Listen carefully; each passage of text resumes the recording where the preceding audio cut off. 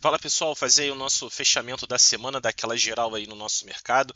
Antes de começar a fazer aqui o merchan, né? Se você gosta aqui do meu conteúdo, de análise técnica, da leitura que eu faço aqui do mercado, e quiser aprender, contar também com o meu apoio, a minha orientação, participar do meu grupo de alunos, tem conversa muito boa por lá todos os dias. Tá aí os detalhes, né? Mais ou menos do meu curso, como funciona. Se você tivesse interesse, é só me chamar aí no Twitter mesmo, onde você me acompanha, incluindo o meu grupo gratuito. Só me chamar por lá que a gente bate um papo aí, tira suas eventuais dúvidas. E obviamente, se você quiser adquirir o curso aí, vai ser um prazer também te ajudar nisso. Se você tem interesse ou preferência por mentoria individual, me chama também. O conteúdo base é o mesmo, tá? Mas a gente tem ali, né, eu ofereço, né, uma flexibilidade um pouco maior aí na hora de fazer o conteúdo, direcionar também ali para as necessidades mais específicas, né, da pessoa ali do mentorado, né, vamos dizer assim, tá bom?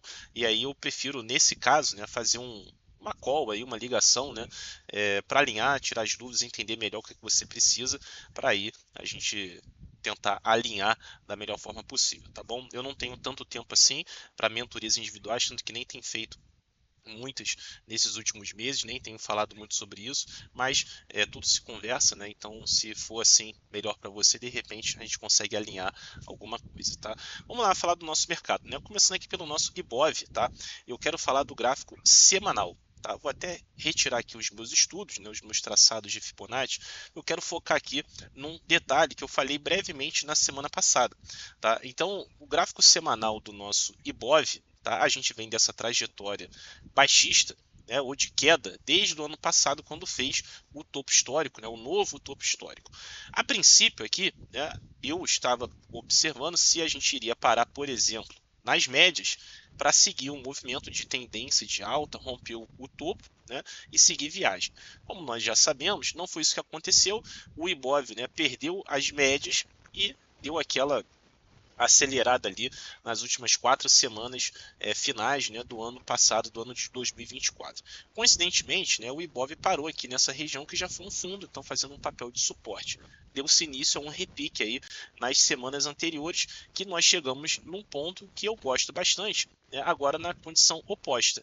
Se antes eu procurava por compras aqui, ó, na média, tá? Aqui é o exato oposto. Aqui é um lugar que pode ser, tá? Pode ser de venda, tá bom? Então, por essa configuração aqui, aonde estaria a venda no Ibov? No caso da perda da mínima dessa última semana que se encerrou hoje. Onde fica o seu stop inicial, ou o seu risco? No topo, né? Nesse topo mais recente.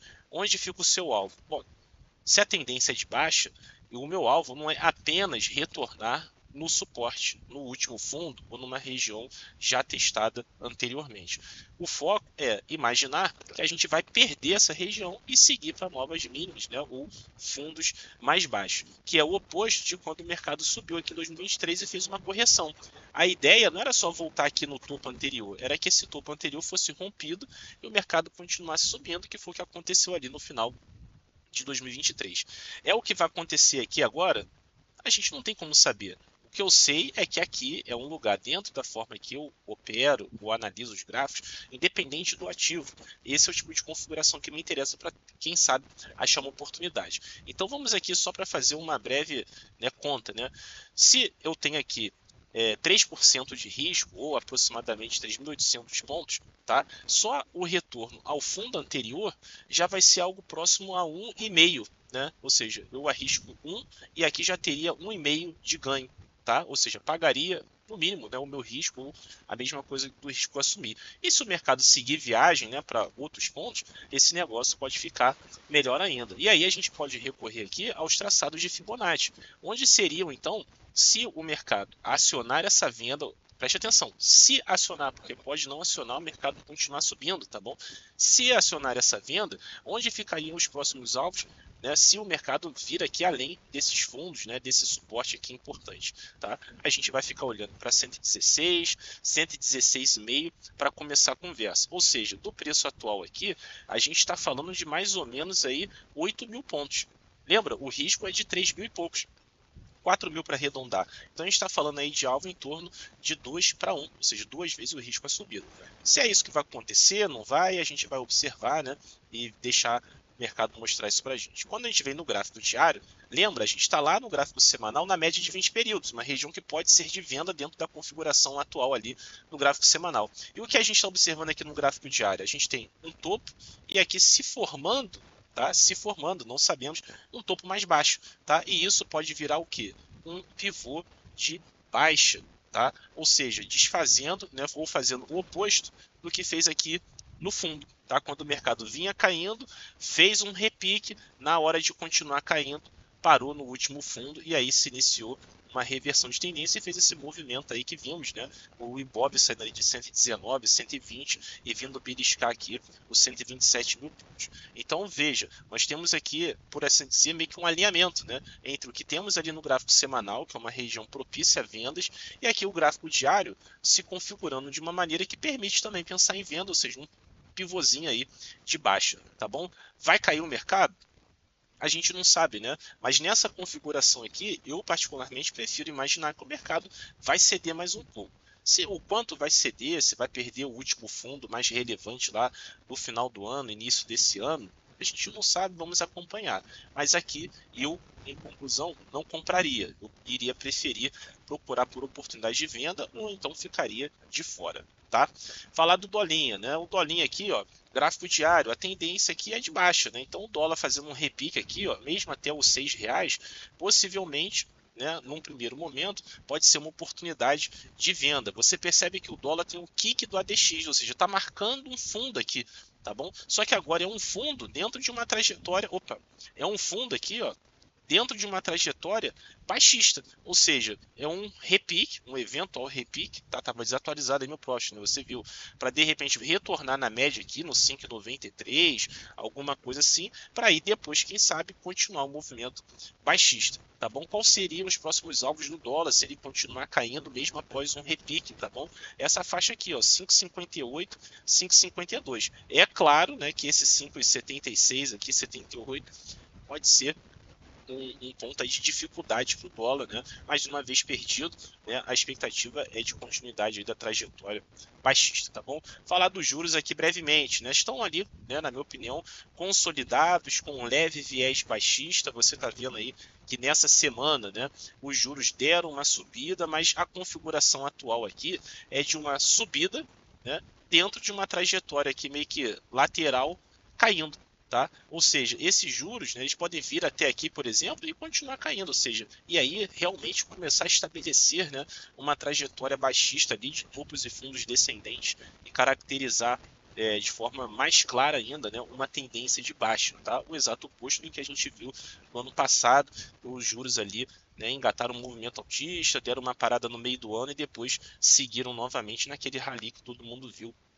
ali de novembro e dezembro em especial, tá? Então vale acompanhar aí esses DIs e ver se eles continuam dando bons sinais, né? Os sinais de queda aí que naturalmente podem favorecer o mercado.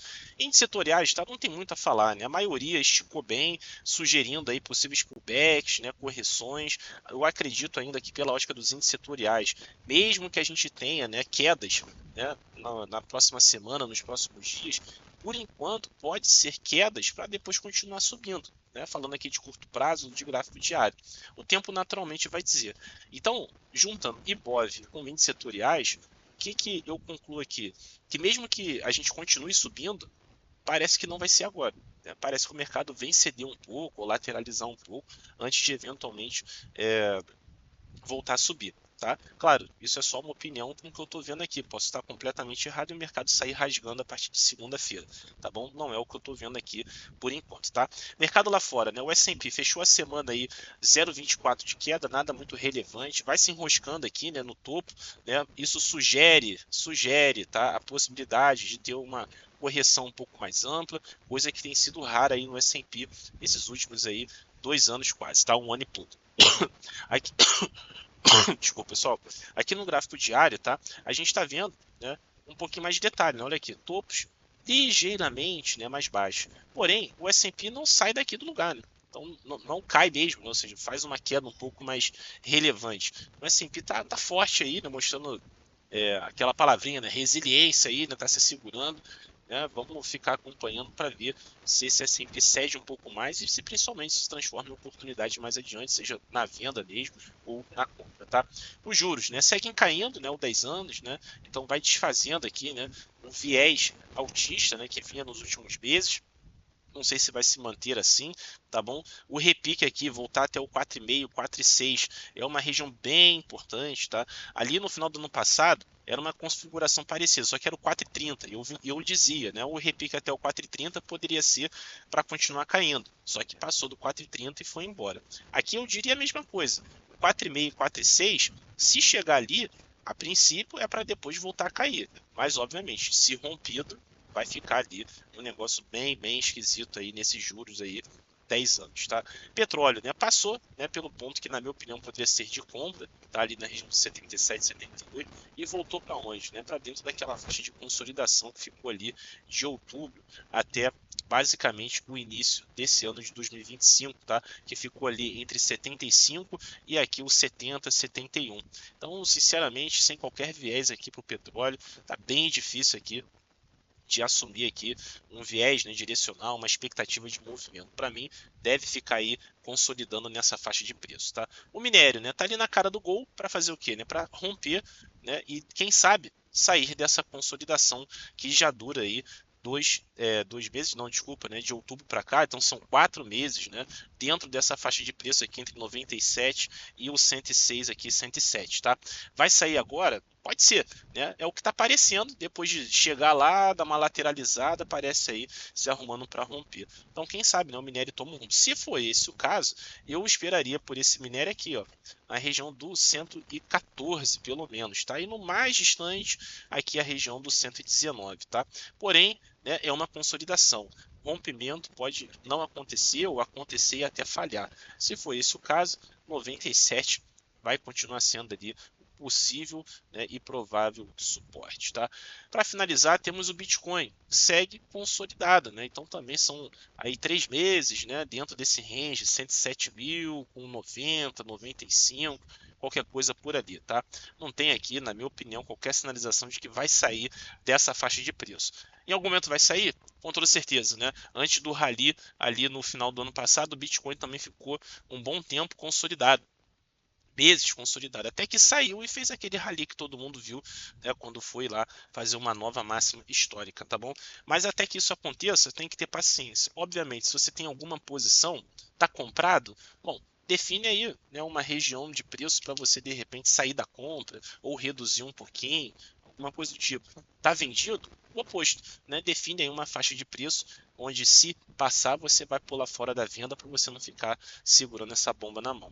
E é isso, beleza? Espero que você tenha tido uma excelente semana. Novamente, né, se você gosta do conteúdo, pô, compartilha aí, deixa o seu comentário, sugestões, críticas são sempre bem-vindos, tá bom? E se você quiser contar comigo aí para aprender um pouco de análise técnica, adotar aí no seu dia a dia, né, seja day trade, swing trade, ou mesmo identificar regiões para você fazer a sua alocação nos ativos que você gosta, ou para buscar alguma estrutura que possa redear a sua carteira, coisas desse tipo, o gráfico pode ajudar com toda certeza. Se você quiser contar com a minha ajuda nisso, é só me chamar aí que vai ser um prazer. Tá bom? Um grande abraço, um ótimo fim de semana, até mais.